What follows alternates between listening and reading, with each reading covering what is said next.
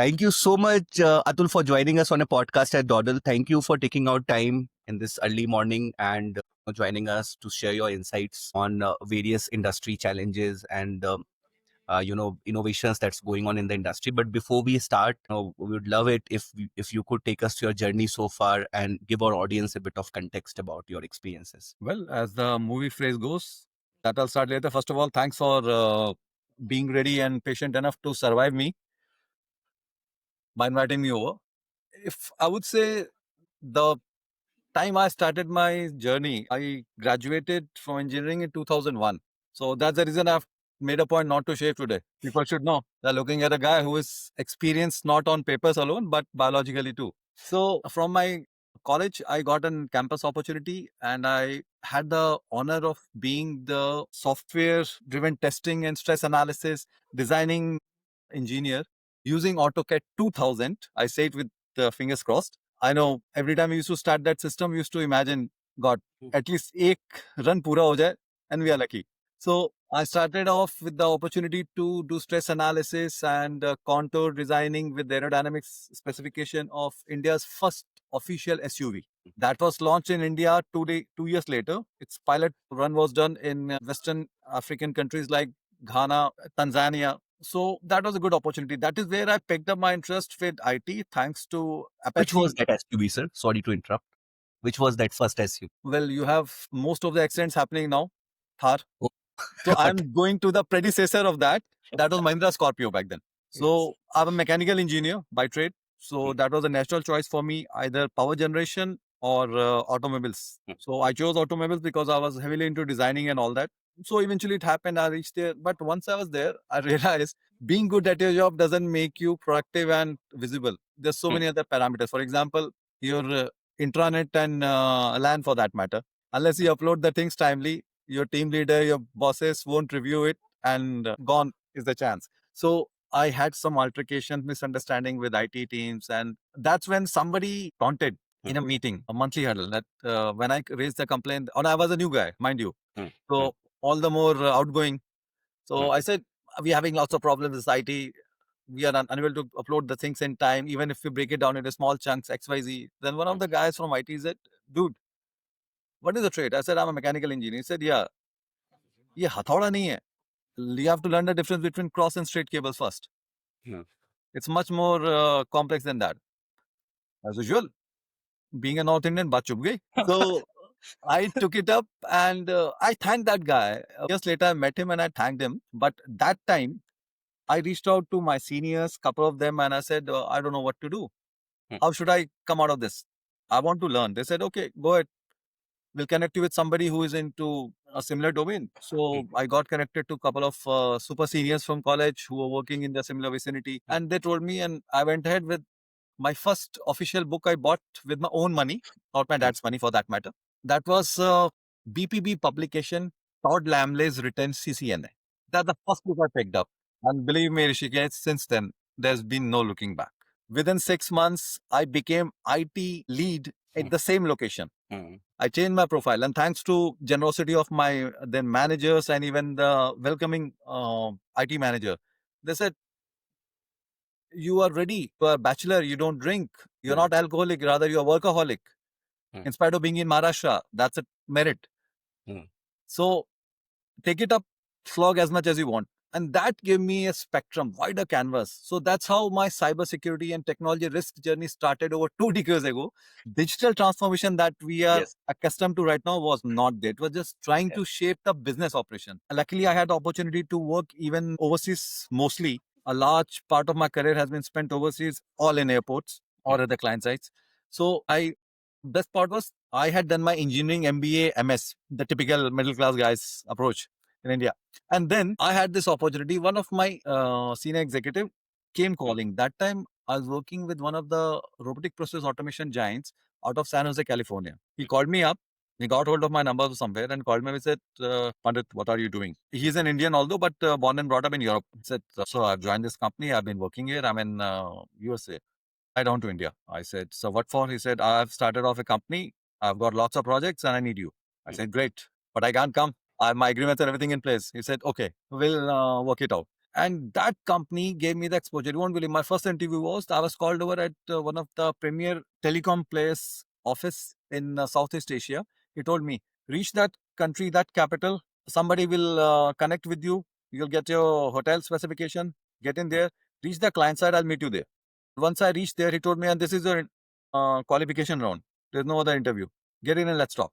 Luckily, I had previous experience with telecom also extensively. So it turned out well. I joined, and that company was based out of Netherlands. So our office at The Hague was dot opposite the road with the head office of European Union Commission. And that is when the GDPR was shaping up. Privacy Shield was being taped off. GDPR was shaping up. And that gave me the opportunity to look at it from a regulatory perspective. And that's how I had opportunity for GDPR extensively. And then I thought I need to have something similar to be prepared when I have to be back in India. So I picked up my LLB and LLM after that, and I had an opportunity to work one of the world's most celebrated World Cup events, where I was part of the team for counter cyber terrorism task force, and that opened my perspective. And I realized, man, there are so many dots and everything is connected. So I had the privilege of leading risk initiative technologies across 80 plus Fortune 200 companies spanning multiple industries, Fortune 15 healthcare giants to technology leaders like Amazon and Google. My experience ranges from implementing the coveted, globally adopted, at times NIST cybersecurity frameworks for multi-billion dollar healthcare operations to establishing ISMS across multi-country operations of a hardware and product giant. What particularly shaped my expertise in working was I got an opportunity to work across geographic boundaries, leading critical infrastructure security in EU, managing GDPR compliance operations, and now focusing on India's evolving regulatory landscape. That includes, and that is pretty healthy, I might tell you, including RBI, SEBI, IRDA guidelines, and the new Data Protection Act that is shaping up. The cross-border experience gave me the insight on how to make your regulatory framework interact and avoid the conflicts with technology and global operations. So hands-on security, or rather hands-on technical journey, gave me an opportunity to learn better at security, and then now to strategic risk leadership. So it's fascinating, especially now as I see, I used to work with robotic process automation, and that was something cool. The chats with cognition being attempted in them was something futuristic for us. And today I see AI and emerging technologies, how they are fundamentally changing the risk landscape every hour or minute that we are operating. This is a superb journey, sir, and the entire journey started with a very unexpected kind of a thing. I say things to that guy. At times, I used to tell my friends, my wife even later, that technically speaking, I should have started a PF for that guy. Yeah, right. Because he got me where I am, and this is so interesting that I'm still learning, still studying. Yes. This is the best part. I have not got bored to it, not have I been able to get overconfident that I know everything. Thanks to all the amazing people out there who are young guns and the old ones out there who still have a lot to mentor me about. So, we'll like to start with taking your opinions on ransomware and cybersecurity threats. A lot of organizations, you see, they are looking forward to protect against ransomware, data breaches, and other emerging cyber threats which are there. What are the best measures that you have seen in the industry that an organization can follow so that they can be protected against these? See, a lot of things have been pre-existing, and there are lots of buzzwords created for commercial optimization. If I look at specifically, certainly you have picked up, the real issue. And from my implementation across, including Fortune 500 companies, I see organizations have evolved from, reactive security to what now we call as predictive resilience. Let me share what actually works versus what sounds good in presentation, which I'm pretty bad at. You can contact any of my bosses, and first thing they'll tell you, don't ask him to touch anything to do with Bill Gates. He will screw up. And that includes Windows for that matter. What I say, see, zero trust architecture implementation. Most organizations, they think that, okay, zero trust means better firewalls, but it's actually about continuous verification. I had various NIST framework implementation, including the recent one of CSF 2.0. Effective zero trust means every API call, every database query, and file access gets evaluated in real time, every time. If you are raising the same, getting the same request from the same source 20 times a day, every time it has to be treated afresh. I've implemented systems where users privilege adjust automatically based on the behavior patterns, location changes, and current threat intelligence. And believe me, this becomes very frustrating for employees at times. But again, we are the bad guys. Plus, I've done my law, so वकीलों को तो वैसे कोई अच्छा नहीं मानता. So next came the scenario of AI powered threat intelligence in traditional signature based detection that has been ongoing, and still many people think it's cool. It's obsolete. In one of the healthcare implementation, we had developed and deployed AI system that detects ransomware preparation activities weeks before encryption attempts by analyzing subtle changes in the file access pattern and network behavior. And this, believe me, most of the threats are generating within, or due to a vulnerability within, or due to a carelessness within. So the key is predictive analytics for AI powered threat intelligence, not just reactive detection. Again, one grossly overlooked aspect is the business continuity integration. And here's what most of the organizations are missing: the technical recovery capabilities without business process resilience. God bless you. I design exercises where boards, mind you, in capital, practice real-time decision making during cyber incidents, customer communication, regulatory disclosure, crisis management. These governance exercises reveal so many gaps that technical testing can never uncover. It is somebody else's job. I'm paying salary to that guy. He should be doing it. So that guy's phone is not accessible, or probably he's the one who is logged out of his system, the only system that you have allowed him to use, thanks to your policies. So third one comes here is the supply chain security. We all have become health conscious. We are hitting the gyms because nobody's stepping out to take milk or get vegetables or to buy groceries. Yes. Again, so this brings me to the scenario of supply chain security. Third party risk has become the primary attack vector. I have implemented continuous vendor monitoring where supplier access privilege automatically adjusts based upon the security posture changes in the industry, of the company, of the technology, of the technical landscape and ecosystem, courtesy different vendors who are integrated and playing there. So it's not enough to assess vendors annually when attack is happening in real time and at any time, especially when you are trying to sleep. This is useful, sir.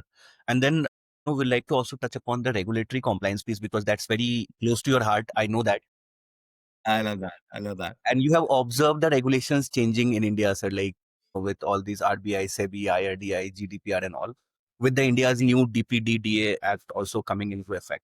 So will be your advice to the enterprises in terms of how they can make sure that they are compliant with these regulatory frameworks? See, Rishikesh, we all have this approach. I mean, I used to very famously quote this in most of my introductory call with my new joiners or in team meetings, that if you know, or if you want to be a good cyber security or information security or data privacy or compliance guy, you should know how to cook something other than Maggie. You should know to make things in a structured manner. You should know what your resources are required beforehand. You should know the outcome that has to be delivered. You should know what is your processing capability and resources, how to balance them to come out and churn out with the requisite.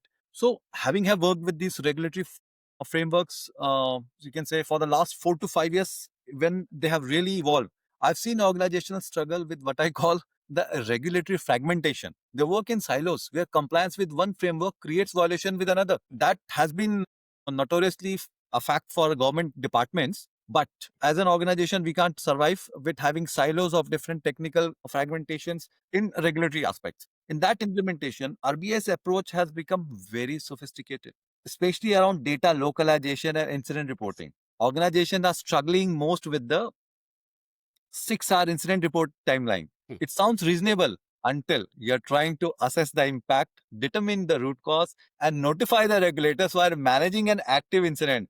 You need to have separate person holding this responsibility. I have implemented automated incident classification systems in BFSI and BFC entities where these systems trigger appropriate regulatory notifications without human bottlenecks. Otherwise, everybody is bogged with that thing at hand. That SLA breach is bound to happen. Next most coveted one is the SEBI technology risk guidelines for capital markets. SEBI's requirements around algorithmic trading surveillance and market data protection, they have created quite unique challenges as being a very niche process itself. I have worked with trading firms where compliance monitoring systems actually meet trading performance because of the computational overhead required for the real-time compliance validation. Being compliant, being ready to comply, being ready to pitch money to get compliant is not enough. That real-time compliance, whether it's validated, will give you the security posture, will protect you, not otherwise. Next, another one that recently I'm again working with is IRDA data protection requirements. Insurance companies face a very particular challenge with IRDA's data protection mandates because inherently sensitive personal information. But business model depends on data analytics for the risk assessment and fraud detection. We use this PII laden information for that. So implementing privacy preserving analytics that satisfy both IRDL requirements and business intelligence needs, they require a very sophisticated technical approach. We can't continue with the legacy scenarios. For recently, I've come across a discussion where I realized during a DPDP prospect scenario that the data is not getting encrypted where it's being kept. It's only password protected. Anyway, I'm going to chat those guys to give them the real scenario and solution out. Next one is the GDPR and DPDP integration.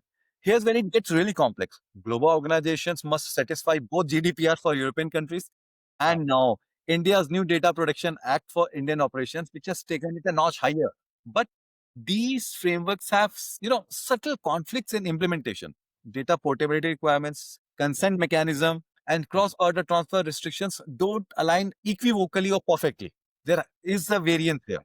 So practical implementation strategies that I could suggest is that I have found success with unified GRC platforms that provide single pane visibility across all these frameworks. But again, success depends on data architecture design, not just platform and tool selection. The key is automated compliance evidence generation from the operational processes rather than manual reporting and intervention that creates human error and operational overhead at times. Last one is this is the real reason the way GDPR actually becomes so strong and developed its teeth and claws. Cross-border compliance management. Yes. For organizations operating across jurisdiction, I fold my hands after hearing them out and I tell them, sir, allow me to implement regulatory mapping frameworks that can identify conflicts before they create violation, not after you have violated or you have faced the conflict. We should go for a damage control. So this involves sophisticated, legally compliant technology that analyzes your regulatory requirements and develops the implementation approaches satisfying the application regulations simultaneously. And this won't come overnight. Most importantly, more than your money, more than your technology capabilities, you need patience. And before that, you need clarity that are you going to stop thinking the way you have been? Are you going to stop doing the things that have been happening? And that's a beauty. You only need to change your thinking. How it's been done won't change much because everything will happen in the back end. And that's the reason we're talking it to be automated so that your human operations or human driven operation should not be impacted at all. I got it, sir. And sir, what about this data, privacy and access control? Now, how should organization implement encryption and access control? And also, would you like to touch upon a bit on data sovereignty as well, sir? Because there are regulations in place which doesn't allow you to transfer the data in other geographies. Or I know you have touched upon it a bit. See, if I specifically talk about the data per se, I remember trying to create a profile with a data scientist jargon. So cross-border orchestration is actually impacting a lot of other things also. And let me try to focus on that the data sovereignty that is specifically mentioned because see what we do and how we do matters, especially when something has happened which was not supposed to happen. And that is what happens when we are facing a breach, when we are facing an probably potential attack. So Yes. I would say that most importantly, attribute based access controls, ABAC, we all know about RBAC, role based access control. So Yes. attribute based access controls are grossly overlooked. They enable dynamic permission based on user attributes, data sensitivity, environmental context, and real time risk assessment. This means access decisions consider not just user identity and role, but location, time, device security, your overall security posture, data classification, current threat intelligence. Added to it, you have that scenario of homomorphic encryption that allows processing encrypted data without exposure, enabling analytics and business intelligence while maintaining your absolute privacy protection. This technology permits mathematical operations on your encrypted datasets while generating your analytical insights without ever decrypting underlying personal information. especially in financial services, this becomes very important. So, sorry, I overlooked the point that you said. It's data sovereignty. Data sovereignty, yeah, a bit around that. Let me hit on that. I'm sorry, I got Yes. carried away, and although I was trying to. But So, this is best, sir. Like, this is one of the best podcasts that I've done with, a leader, and you have explained it so well. Like, somebody like me who is a layman in this is also understanding. because I'm a layman still, believe me. So, That's your humbleness. let's catch up with the data sovereignty and residency requirements for that matter. So I have implemented various compliance frameworks across multiple jurisdictions. Data sovereignty has evolved as it has evolved from a complex compliance checkbox to a fundamental operational constraint that shapes the business architecture decisions nowadays. If we touch at, say, let's pick up RBI. So they have data localization mandates. So their payment system data has to be stored only in India, which creates complex challenges for global financial institutions. So there are multinational banks where I worked with, or whom I worked with, because I've not been on their payroll, so I can't say worked in or with. So where payment processing system must maintain complete operational separation between Indian and international operations while still providing seamless customer experience across geographies. The challenge isn't just technical infrastructure, it's maintaining the data sovereignty while enabling global risk management, fraud detection, and regulatory reporting that requires consolidated data views. Another thing that comes up again here is cross-border data transfer complexities that we touched earlier. So Indian DPDP has similar cross-border restrictions just as GDPR introduced, but with different mechanism and requirements. Organizations operating in both jurisdictions, say of Europe and India, will face situation where data transfer legal under one framework while violating the another one. Yes. So that is when your hybrid cloud architecture with geo-fenced data processing, where sensitive information never crosses the border, but then analytical insights will be allowed to flow freely as long as they are not borrowing the data or sensitive information that they have worked upon and carrying it forward. This will satisfy both the regulatory requirements and your business intelligence needs. But again, requires a sophisticated data classification and routing systems. People think private, personal, public, or confidential, public, limited. These are the basic qualifications, but that is not good enough because that will vary with the insight or understanding of the person in charge. So practical implementation strategy would be that you should have an automated data classification system. Manual data sovereignty compliance doesn't scale for modern data volumes mainly. Luckily, I have implemented AI-driven system that automatically classify data sensitivity and then apply appropriately, or rather appropriate residency routing based on content, context, and regulatory requirements. These systems will analyze data in real time and make routing decisions of data faster than human administrators could process. And I was talking about a hybrid cloud, so sovereign cloud partnerships will have to be there. These requirements are absolute. Partnership with local cloud providers will become essential. Our structured sovereign cloud relationships that provide local data residency while maintaining global operations, integration with security consistency achieved. Regulatory change management, business impact consideration, all of these will become and converge onto the future challenges where digital service is becoming more interconnected and AI systems require larger data sets for effective operation. Data sovereignty requirements will become increasingly complex now to satisfy while maintaining your business functionality. So organizations need to start planning for these constraints now rather than retrofitting their compliance after systems are deployed.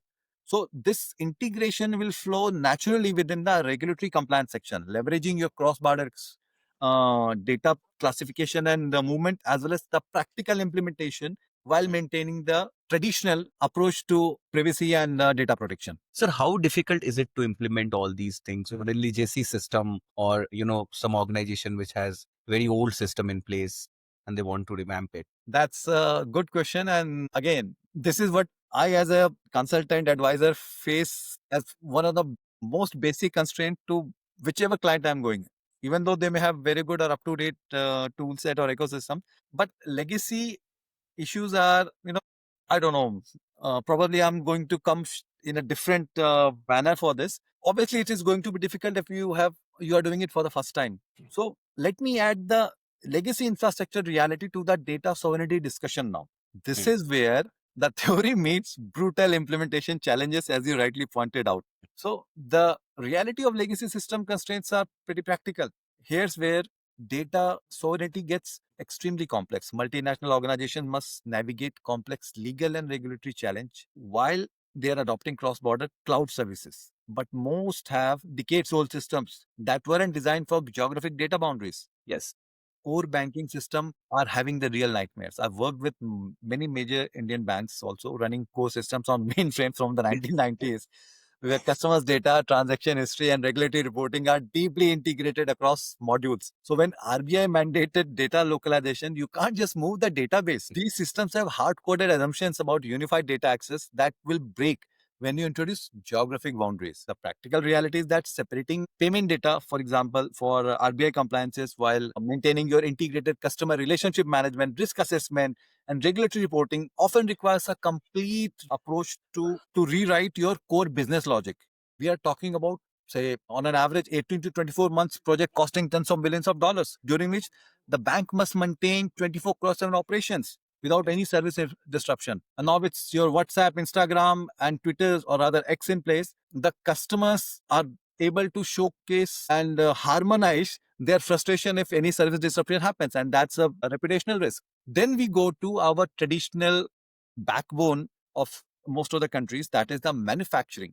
In manufacturing, the IT infrastructure is shaping up. Now, legacy industrial control systems present even worse challenge there. I've worked with manufacturing companies, mind you, MNC kind, where production equipment, quality control systems, and supply chain management, they share data across geographic boundaries in real time.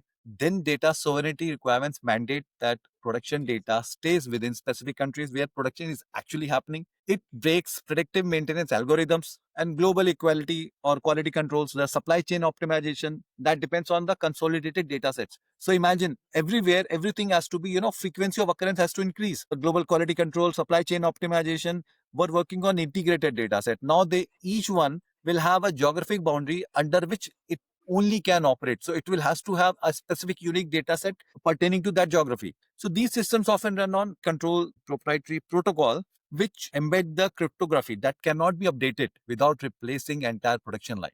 Now the choice becomes compliance violation or operational shutdown. Next industry facing this is financial services. So their integration complexity is worse. Traditional banks have customer data flowing between dozens of systems: loan origination, credit scoring, fraud detection, regulatory reporting, customer service, marketing systems. These weren't designed as microservice with clean or clear API boundaries. So data sovereignty compliance often requires implementing data virtualization layer, real-time data synchronization, and complex routing logic that introduces significant performance overhead and operational risk. I'm sorry, I'm getting a bit technical, but That's fine. मैं इन शब्दों का पर्यायवाची ठीक है, चलेगा.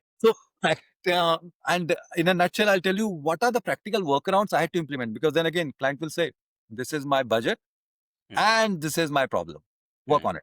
So data virtualization layers, as I mentioned, instead of physically separating data, I have implemented intelligent routing system that present unified views to applications while maintaining physical data residency. This allows legacy systems to function normally while satisfying your sovereignty requirements, but introduce complexity and performance overhead.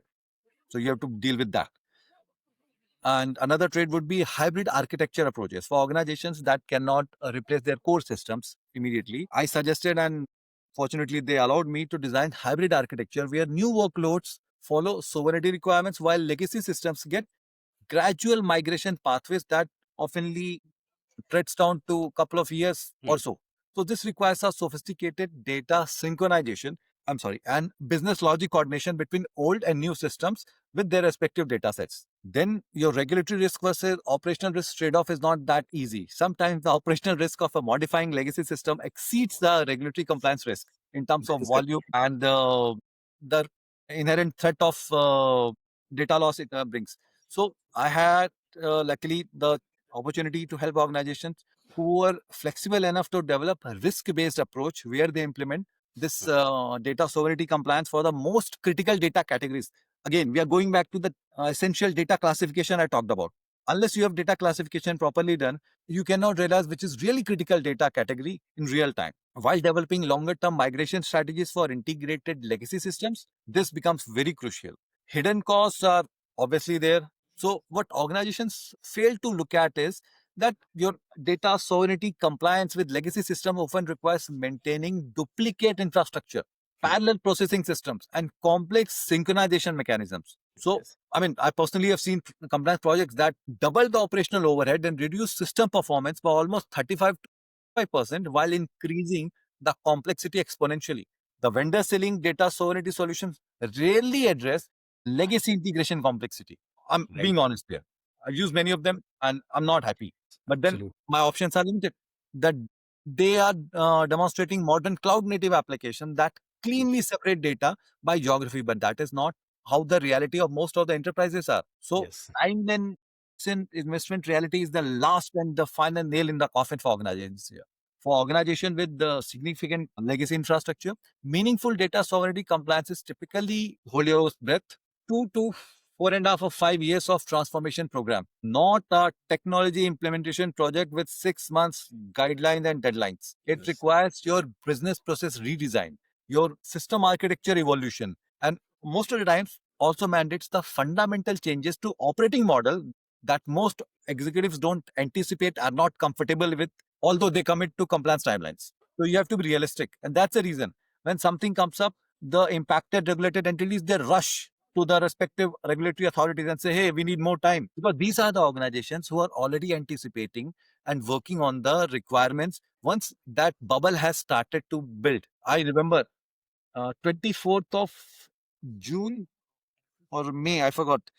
I think GDPR was formally implemented on 25th of May 2018, where every country or entity has to comply with that. I'm sorry, I may make a mistake in the date, but probably that other case. And one of the India's most renowned hotel, one of my friends are working there. He calls me up at around 9:30 p.m. on 24th of May, if my data synchronization is not wrong, and tells me, sir, we have got hardly 2.5 hours left now for GDPR compliance. And this is the scenario. Luckily, we sat back, we did things because GDPR, I told him, you don't have 2.5 or 3.5 hours. You are more than that. Reason being, GDPR is being driven by a country which is having couple of hours variance with your time zone. So you have those couple of few extra hours. Let's make most of it. So this is what happens in the end when you try to rush and get the compliance. So you should have a visibility and mindset change being done when you think, when you anticipate something is going to force you in terms of compliance posture that you have been upholding so far. I'm sorry, I overdid this, I think, but again, this is something I've done with my hands, many Yes. all over, and the challenges which you asked are so practical. I mean, Alas, thank you, Rishikesh. This is one of the most valid questions that is mostly overlooked in discussions, presentations, in your international and MNC product releases events. So thanks Thank you, for sir.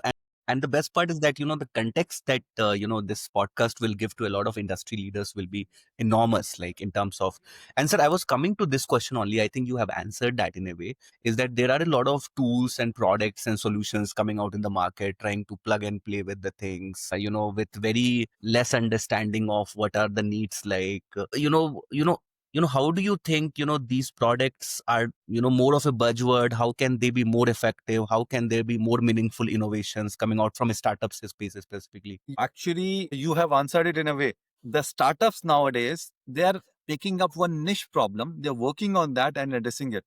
And now the boards have started realizing that by getting yourself audited, having a valid certificate from a big four won't Yes.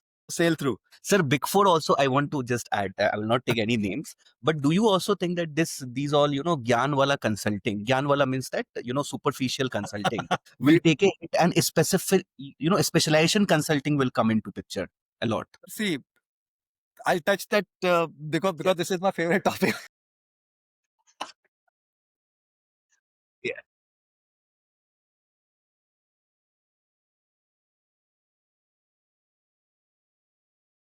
Mm,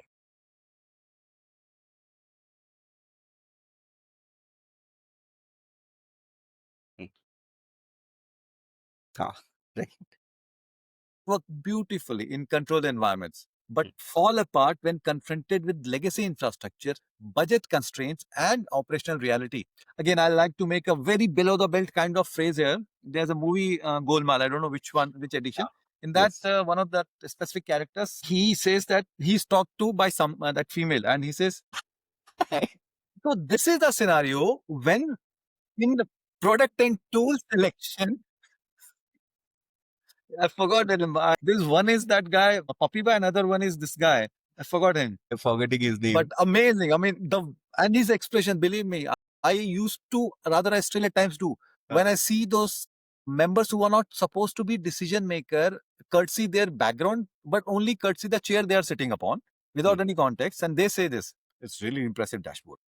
I'm glad MF Hussain is not here. Otherwise, you would have made him the vendor. But again, I can't blame them. The common market tools that miss the marks are okay. Again, I know most of the vendors will stop calling me in their product launches now. SIEM and XDR oversell. Most of the XEM and XDR vendors demo perfect threat detection with clean data feeds and unlimited storage. Reality? Well, I've implemented these systems where 70% of the alerts are false positive because the tool can't handle the data quality issues in real enterprise environments. Reason being, it's not tested properly. Legacy systems generate inconsistent log formats. Network devices use proprietary protocols, and business applications create noise that wasn't considered in vendor testing. So it's an alarm, a trigger. Another thing is zero trust marketing was a reality. Vendors are selling zero trust as replace your VPN with our solution.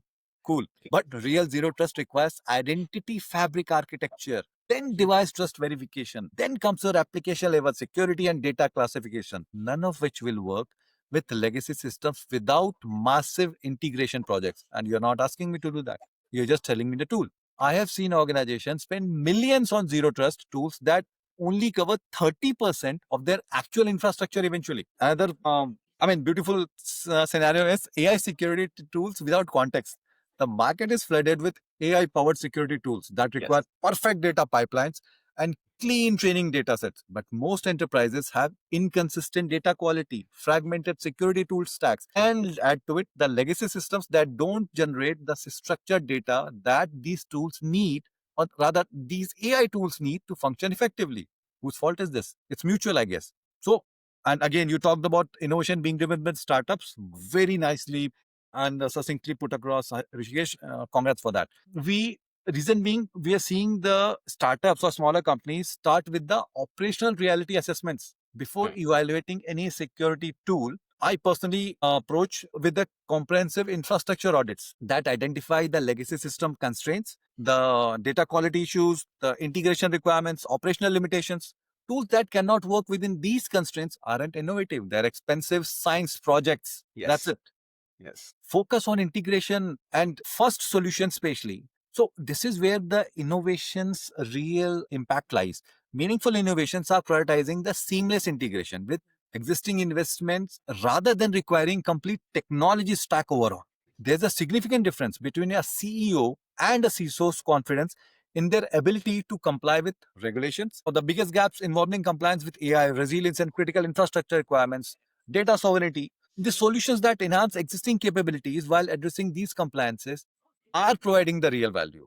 So, what I suggest to any of my clients, or for that matter, anybody who's reaching out to offer me a free cup of tea and get that valuable advisory, I tell them demand proof of concept in real environments.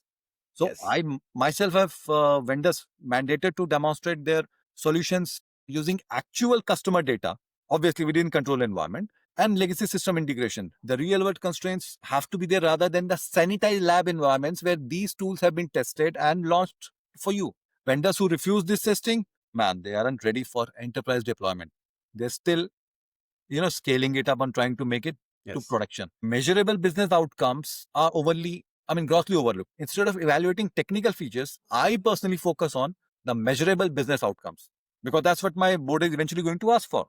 The reduced mean time to detection, decreased false positive rates, improved compliance reporting efficiency, which is very, very important nowadays, and the quantifiable risk reduction.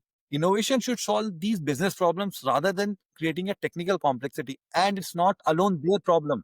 We as users have to help them out and come up with them. We have to open up a scenario that we want the problems to be addressed rather than having a good status symbol in my technical ecosystem stack now.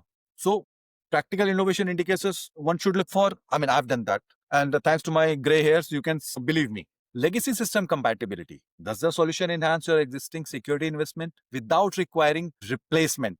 Can it work with mainframe systems, proprietary protocols, and decade-old infrastructure? Operational overhead reduction. Does it reduce the workload on existing security teams rather than requiring specialized experts they don't have? So they have to hire or lease to somebody. Again, leasing will open your third-party risk management Pandora's box. Humans are often the weakest link when it comes to enterprise security, with 68% of all breaches involving a non-malicious human element. So solutions should reduce human error opportunities, not increase the complexity, which will enhance the probability of a human error. And incremental implementation. So I ask a vendor, can my organization deploy it in phases so that it can prove value before my final major investment goes out? So if somebody is really innovative and has done a proper feasibility analysis, they will allow the gradual adoption with immediate benefits rather than requiring complete transformation upfront before you start getting your ROI on a dashboard. And finally, your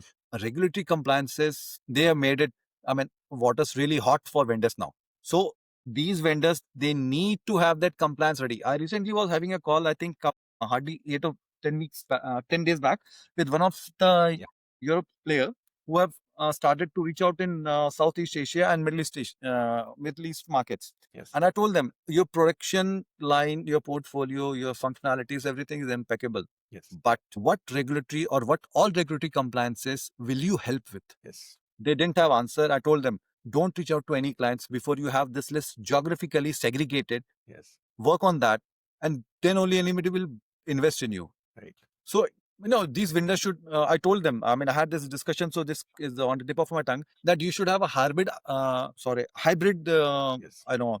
I watch Harry Potter with my kids, so Hagrid overlap with hybrid.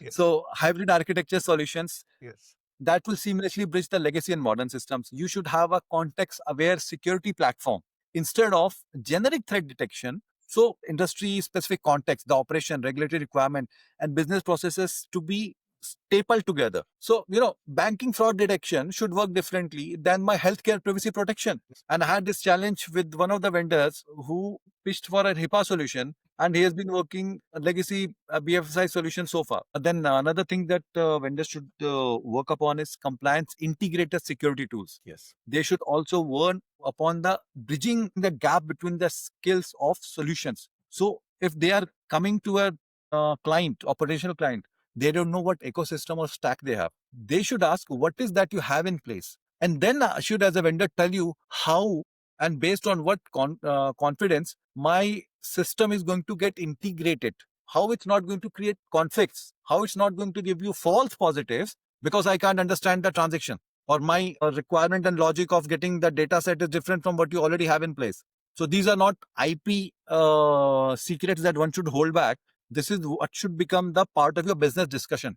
Then only you will have a scalable solution. And once you have done it to one client, that client will lead you to others, not by words of mouth, but by your production and compliance capability, which is reflected. That is very insightful, sir. And now my last question is related to AI-driven cyber attacks. Do you believe the defensive AI can truly keep pace with offensive AI? I don't think so. See, so offensive and defensive are just like your red teaming, blue teaming, and purple teaming scenarios are. They should actually build upon the basic logic of what needs to be protected and what should be prioritized among the landscape that you're trying to protect. So, I mean, in my understanding, the cybersecurity solutions which are being tagged with your, what do you call AI marker or AI flag? That's what I call, because most of the companies, they are using the data set that they had created long back,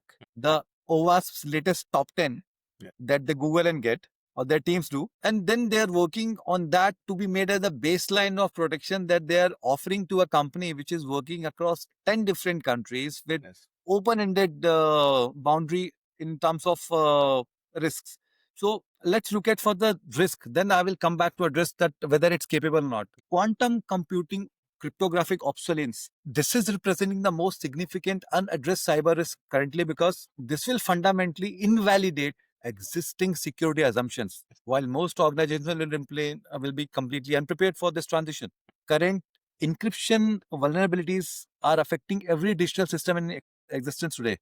RSA, ECC, and other public key cryptographies algorithm that protect online banking, e-commerce, government communication, industrial control systems, they will become trivially breakable when quantum computers achieve sufficient scale. This isn't theoretical future risk, it's mathematical certainty that certain encryptions will fall. They're already breaking it in RSA to a large extent. They've reached 32-bit. Soon in quantum, they will take it to notch higher. And if they will do, and they're bad players, they're not going to put it on your Forbes or technology magazine. They're going to use it on a system. The timeline which consumption leads the organization to assume they have longer preparation windows than reality allows. Or we are small players who will attack us. The typical approach. So quantum computer development is accelerating rapidly, and the transition to quantum resistant cryptography will require years of planning, testing, and implementation. Legacy system exposure has become like anything because embedded cryptography in IoT devices, industrial control systems, your medical equipments, and infrastructure cannot be easily updated or replaced. These systems often have 20-year operational life cycle, but contain cryptography that will become obsolete within 5 years. Regulatory lag, because organizations are not getting clear guidelines from government or regulatory entities about quantum safe transitions while maintaining current compliance obligations. Supply chain, cryptographic inventory. So all of these things are going to pose a challenge, and then we'll see how AI, which has been tested on my data sets, while quantum encryption and computing driven risks were not incorporated, is going to prepare me and keep me safe for next few years by its current security posture. That's why I didn't get into the details of breaking down how AI will do that or how AI will not do that. Instead, I gave you a list of problems that need to be addressed for these, or rather, nowadays, every scenario, every product is coming up and telling me the same thing. That's why AI attack versus defense. Now we can explore that AI-driven cybersecurity is, a reality. It has transformed, say, the cyber defense and attack strategies, resulting in an escalating race between defenders and adversaries. I started going to a few of the events and podcasts. Sorry, not podcasts, but online, product and solution discussion by the big shots. And I stopped doing that. I went back to my Doraemon, my son's Batman. I said that will teach me better than in terms of these talks, because AI defense has to leverage the machine learning and automation to proactively detect, prevent, and respond to cyber threats. While AI attack technique uses similar technologies to make attacks more sophisticated, adaptive, and challenging. So, automated threat detection, real-time response, continuous learning, these are the mandates that AI is being used for in cyber defense. Whereas in attack, AI-powered phishing and social engineering, adversarial and evasion attacks, AI-driven malware and exploitation is taking up. So, it's AI versus AI in this cybersecurity threat landscape. So smarter threats need smarter defenses. Now, key battle space will be phishing, malware, DDoS, AI generated content versus AI driven language analysis. Adaptive evasion versus continuous anomaly detection, real time attack pattern adaptation versus your scalable filtering and automated response. So core functions, key tactics, adaptive power, response speed, all are vis a vis or neck to neck for both the attackers and defenders. So AI in dual usage is both used as weapon and shield. And the solution is lying with the scenario that if I have my data, I want to protect my scenario, my landscape, my ecosystem. I know what is prioritized. Again, going back to data classification. Similarly, we do business impact analysis. What are your critical systems? In BCMS, we do this. So all those legacy or traditional planning approaches, strategies need to be put on paper together, and AI is going to leverage that to make you more prepared and ready. Because for an attacker from outside the system, anything, anywhere he gets in is good enough for him. And that is the reason I can't take the names, but many of my recent clients have agreed, you won't believe, not to invest in heavy tool stacks on the perimeter security, but rather have honeypots. And they're so happy with that. Their SOC teams are enjoying. They love to watch their so-called mini movies or theatrics of hackers when they are getting driven in their mindless attack scenarios through a honeypot. Recently, you would see on social media found out Yes. many real-time hackers and attackers are being exposed Yes. because they are going with the predefined mindset that is happening with AI users who are not aware of the context of attack, stack, and requirement of their attack. Yes. They are getting exposed, vice versa. And this is so, I would say, worrying. Reason being, similar people are employed to defend also. Yes. If they are careless, if they are very arrogant that what I'm doing is correct, how I'm doing is correct, we are going to fall flat. That's why AI alone and completely independently is a threat in itself. Courtesy my AI 42001 certification, I had the opportunity of being shortlisted and shoplifted by various clients. Since you are certified, so you will be the right guy. I said within my mind, I said even without that certification, I was going to be the right guy. Yes. But that certification gave me a context, gave me a structure. And this is what is missing when people are trying to stack their AI solutions. You have to have a structure, you have to have a discipline. And most importantly, adoption of AI is generating completely new set of risks. So that adoption has to be preceded by a formal AI risk management before you go on adopting something because it's working good on some of my adversaries or my competitor scenario. So I am not completely convinced that AI attack or defenders alone completely relying and letting it in being in autopilot mode like a Tesla is going to keep things as they should be. That won't happen. That human intervention, human supervision, and human oversight is required to make it more chiseled, sharp, and convergent with respect to the requirements. Got it. This is helpful, sir. We touched upon a lot of things, and we got the leaders who will be watching it will get a lot of clarity on various things, but related to cybersecurity, regulatory compliances for various industries. We again thank you for taking out time for us and sharing your insights. We'll make sure that this podcast reaches each and every, CISOs across India, across the globe, because this is going to be very insightful. You're going to, as I said, anyway, few vendors are going to stop calling me in their events, although good for them. Good for them. People who are innovative, Because they should be. I used to anyway don't go. Yes. And so, But no, this is but you kind of missed my that question. Is that the question was, I Yeah. feel, this is my personal opinion, Uh-huh. is that the world needs specific consulting, like, people who have knowledge, people who have worked. The world doesn't need Gyan wala consulting. A lot of these. Okay, we are coming back to the coveted big four. Yes, yes, yes. And including 2 or 3 more also. Big Four plus 2 or 3 more also. Yes, now it's become a Big 10 and Big 20. If I'm not in the top 10, I raise it as in top 20, I'm one of them.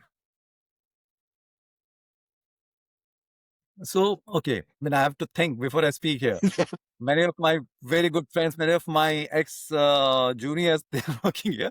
So that consulting portfolio and GAN of the Big Fours are considered valid and relevant across most of the world, especially for complex large-scale projects involving transformation, compliance, risk, and technology.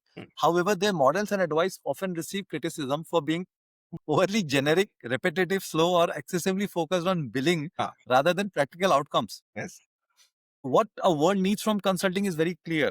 I mean, at least being a consultant on my own, courtesy my startup experiences and freelancing, that now in that has become a glaring reality that world needs specialized solutions. The Big Four may be serving major global industries by offering specialized consulting in regulatory compliance, and every other organization which is not that large or major is not global. Yeah. They need the same.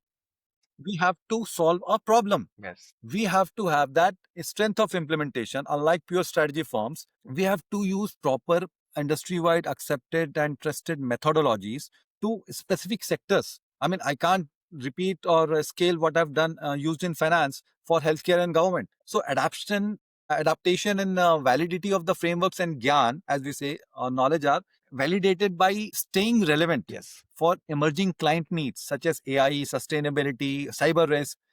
So what I would say is that, Big Fours or other such companies or entities consulting portfolio and knowledge base remains valid and widely relied because the large scale regulatory complex transformations are addressed by them, at least on paper. And that is, you won't believe if GDPR has not been implemented or not been impacted upon to couple of entities, how can I have a solution? So what they do, I mean, not just them, most of the players outside in the market, they're doing this. Okay, we know this. We have been doing it. I come across a couple of proposals where I sent an RFP, and I was told that these guys have claimed that they worked on, they've been working on more than 3 or 4 years of DPDP projects. I said, that's nice, because as far as I remember, DPDP in its specific structure and nomenclature came out in 23. So if they've been working on it for 3 and 4 years, maybe they're missing with the concept of PDPP, GDPR, and DPDP altogether, because there were variances. Similarly, you can't go and remain under pressure to innovate. Yes. You can innovate and then reduce the pressure, but you cannot be under pressure to innovate. Under pressure, you can only perform, you can troubleshoot, you can mitigate, you can overcome. Yes. So, Right. and another very specific scenario, I'm telling this because I'm into legal also, not Yes. to a large extent. The insurance policy role. Hiring a big firm often acts as a reputational seal for clients. Right. Yeah. A decision, providing external validation more than innovative problem solving in Yes. most of the scenarios. Right. So that's why those firms have thrived upon. And I won't say that they have been good for nothing. Obviously, some really big and important transformation out there, if we pick up, believe me, more than half of that has come from these organizations or from people who have worked in these organizations. So they have a discipline and approach of looking at a 360-degree perspective for a solution, rather than solving an issue for you and claiming that because I've solved one problem, so all other problems will be solved by me only. I'm good. That won't happen. So they show their entire syllabus of competence rather than a subject specific capability. And this is what is differentiating niche or boutique consulting firms now. Yes. They are claiming themselves and showcasing their subject specific capability and competence. That's why people are going with companies or entities who are solving a particular set of problems. Yes. Not claiming to be, Aham Brahmasmi kind of Yes. God of all things. They know this is not the case. This cannot be true, because the person who's going to attack you or harm you is going to work on a particular vector. Yes. He's not going to work on everything simultaneously. If it's a small guy, and if you are not big enough, believe me, North Korea, China, Russia, USA are not going to ask their government-backed hackers team to attack your company unless you matter. Yes. So every gap you come across, focus on that, patch it, correct it, rectify it, and move ahead. Everything simultaneously cannot be solved. Everything simultaneously cannot be addressed. So you need to have again a prioritization. Just like I said, data classification, business identification, data privacy impact assessments, all of these things put together will give you a real-time list of what needs to be addressed with priority. And that will keep you safe. That will help you get solution specific to a problem rather than a solution provider who's coming to discuss one of the problem, and you end up buying the entire module because, sir, हमारा तो पूरा set आता है. Right. That doesn't happen. Right. So I won't blame consultants or big fours or big tens for that. We as a client, we as service utilizers have to mature. We should know what we need and where we have to draw a line. Yes. If we don't do that, how long are we going to blame them? Again, we'll fall back on the shield or, resilience of having a cyber insurance or other indemnities. But that doesn't work. You have to know what is your problem and what should be the extent of capability in terms of risk acceptance, in terms of spending, in terms of change, in terms of transition that you can afford to have. Because starting something and leaving midway because of ABC concerns is a bigger threat to me rather than letting the threat being open, so that anything important associated with that will be taken off. I would rather do the thing of leaving it in isolation if I cannot solve it, than try to solve it and half the way being abruptly stopped for some issue that I cannot influence or control. This is nice, sir. I think we've taken much of your time, so we will wind up over here. And thank you so much again, Atul sir, for sharing your insights on various topics. And must say that this was one of the best podcasts that we have done with somebody from who belongs to cybersecurity regulatory industry, who has worked in there. And I believe this is going to be enormously beneficial to a lot of CISOs, CTOs all across the globe. Thank you so much, sir. I believe the part that it can be beneficial, but your claim of this is the best podcast, I'm going to see whether you have used this phrase in your other podcast. I'm going to check that. And I'm not going to use AI for that. I'm going to watch it personally. Done, sir. Done. Absolutely.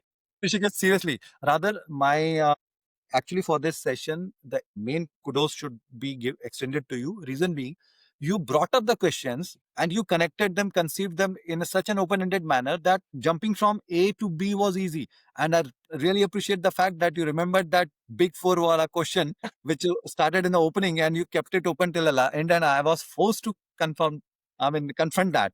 I won't say I answered it. I just managed to try to balance it. You But were again, that diplomatic. This is what I can say. You were diplomatic. yeah, because see, I'm a consultant myself, and I understand that if you blame me for charging you more, you should not have paid me. Yes. If you think I'm not worth it, but how do you know my worth? You need to have measurable Yes. scenarios in place. You have to monitor whether I'm delivering the value. Unless you accepted a non-phased solution, who else could be blamed? Yes. You have to force me to give you a phased milestone and attribute an action-driven project. Yes. Unless A is done, B will not be financed or superficially financed only. So it goes hand in hand. Grahak jago grahak Yes. wala scenario hai, that has to be there here also. Consumer courts won't address this, unfortunately. But probably, one of the CISOs, he asked me recently, sir, can we go to consumer forum? Because eventually this is a service we are availing. I said, technically, yes. But who you will face and who you have to try to convince is the same scenario that your tool was approved by your procurement head and your finance head. So same thing you're going to face in court also. So we rather should be more, I would say, particular and disciplined in our selection and decision making than checking what's not working or complaining what's not working. If the first part is taken care of, believe me, second part is already reduced. Okay, thank you. Thank you. Again, I'll not eat much of your time. I'm not hungry. I had my breakfast late, so I was ready to talk as much as you could ask me for. Really appreciate Rishikesh. And again, Thank you I so much, sir. appreciate I will this be in touch with you, sir. And if you ambience come you to have Bangalore created. anytime, I would love to get you on a coffee date and we'll your mind on a few other things as You will end up laughing there also because I have made it a point. I always agree to coffee date, but I see to it that unless there is a hot chocolate available, I don't venture because I still go with hot chocolate. I will. Most of the Tim places. Hortons, sir. Best hot chocolate. No, that's really good, man. I really appreciate your time. And best part is, I mean, we outside have seen so many, again, the GAN factor you mentioned in all the so-called events and webinars, but we need more of people like you and your colleagues out there in this industry who are asking the painful questions, who are asking the difficult questions. Because as a person from a particular industry or a product line, I will not be able to answer that honestly. Whereas if I'm sitting here, I'm talking my heart out, I'm telling you everything good and bad because I'm sharing it with a colleague. I'm not answering or trying to appear in an interview. Yes. Which is binded with one of the measurable outcomes of performance. I really want people to benefit from this, and that is possible because of your pertinent and persistence, not mine. So thanks to you for digging that out. And really appreciate, man. Anything you guys need further assistance or help with, non-billable, don't worry. Let me know. Thank you so much, sir. These words matter to me a lot. Thank you so much. And I mean it, don't worry. Thanks, sir. Take care, man. You too, sir. Cheers. Cheers. Good night. Leave.